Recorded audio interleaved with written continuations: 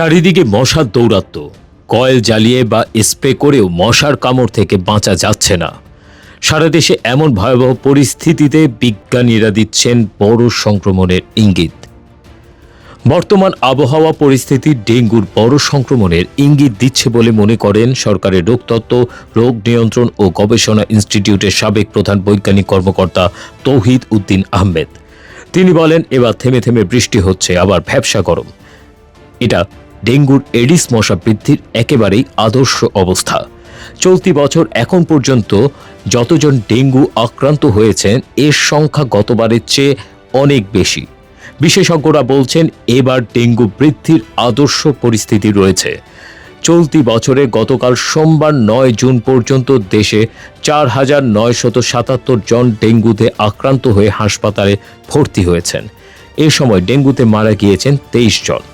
গত বছর এই সময় দেশে ডেঙ্গুতে আক্রান্তের সংখ্যা ছিল 3,031। এ সময় মারা গিয়েছিলেন 37 জন। দেশে এই যাবৎকালে ডেঙ্গুর সর্বোচ্চ সংক্রমণ হয় 2023 সালে। ওই বছর 8 জুন পর্যন্ত আক্রান্ত হয়েছিলেন 2,854 জন আর মারা গিয়েছিলেন 21 জন। পুরো বছরে ডেঙ্গু আক্রান্ত হয়েছিলেন 3,21,179 জন আর মারা গিয়েছিলেন 1,705 জন। দেশে 2000 সাল থেকে ডেঙ্গুতে নতুন করে প্রাদুর্ভাব শুরু হয়।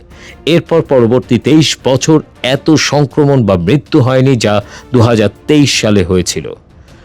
ঢাকা নগরীতে প্রতিদিন বাড়ি বাড়ি এডিস মশার সন্ধানে অনুসন্ধান চালায় একদল গবেষক। ঈদুল আজহার ছুটির আগের 2 সপ্তাহ ধরে চলা তাদের জরিপে দেখা যায়, প্রতি 15টি বাড়ির মধ্যে 7 থেকে 8টি বাড়িতে এডিস মশার লার্ভা বা শুককীট পাওয়া গেছে। এডিস মশা ডেঙ্গু ছড়ায়। এই জরিপের নেতৃত্ব দেন জাহাঙ্গীরনগর বিশ্ববিদ্যালয়ের প্রাণীবিদ্যা বিভাগের অধ্যাপক ও কীটতত্ত্ববিদ কবিরুল বাশার। তিনি বলেন, এবার এডিস মশার বংশবৃদ্ধির হার মারাত্মক। মশার বৃদ্ধির প্রবণতা দেখা দিচ্ছে। মশা নিয়ন্ত্রণে কার্যকর ব্যবস্থা না নিলে এবার ডেঙ্গু পরিস্থিতি মারাত্মক হতে পারে। দক্ষিণ ও উত্তর 2 সিটিতেই এডিস মশার প্রকোপ সমান হারে বাড়ছে বলে জানান কবিরুল বাশার।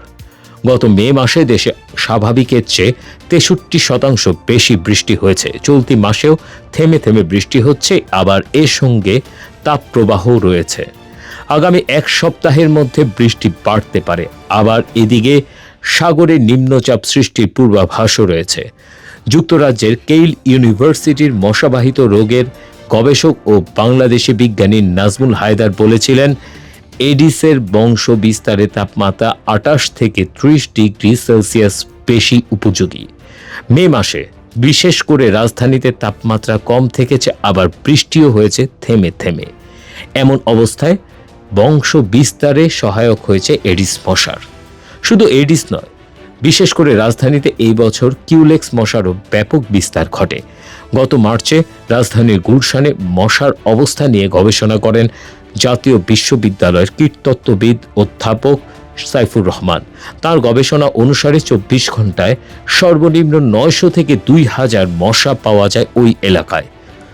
সাইফুর রহমান বলেন, 24 ঘন্টায় 200-র মতো মশা পাওয়া অস্বাভাবিক ব্যাপার। মার্চ মাসের পর বৈশাখী ঝড় বৃষ্টির কারণে কিউলেক্স কিছুটা কমে আসে, কিন্তু এখন ডেঙ্গু এবং কিউলেক্স উভয়ই বেড়েছে। আবহাওয়া পরিস্থিতি এবার যেমন, তাতে ডেঙ্গুর একেবারে সহায়ক পরিস্থিতি সৃষ্টি হয়েছে। চলতি বছর রাজধানীর চেয়ে ঢাকার বাহিরে ডেঙ্গুর সংক্রমণ অনেক বেশি। দেশের মোট আক্রান্তে 25% ঢাকা 2 সিটি কর্পোরেশনে।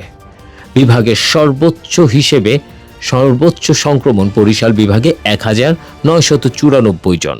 ঢাকা দক্ষিণ সিটিতে গত বছর এই সময় আক্রান্তের সংখ্যা ছিল 602, এই বছর 777।